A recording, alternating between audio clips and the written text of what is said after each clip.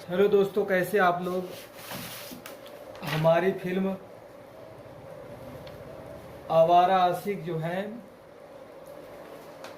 Shoot होने वाली है। इसका ऑडिशन जो है 4 सितंबर को है और दूसरा ऑडिशन जो है 20 सितंबर को है।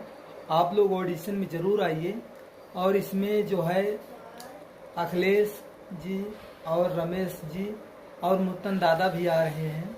और यूपी के शायद गिने चुने कलाकार आ रहे हैं जो अच्छा प्रदर्शन दिखाते हैं। अखिलेश भैया भी अपना कॉमेडी अच्छे से करते हैं, बहुत अच्छी कॉमेडी लगती है। हम भी उनका कॉमेडी बहुत देखते हैं। उत्तम दादा भी अच्छी कॉमेडी करते हैं, उनका वीडियो देखते हैं।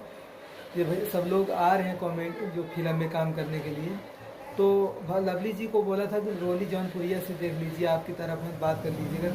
लवली भाभी जो है बोली कि नहीं जा पाएंगे, 15-20 किलोमीटर घर है, तो उनसे क्षमा चाहता हूँ कि कोई बात नहीं भाभी जी,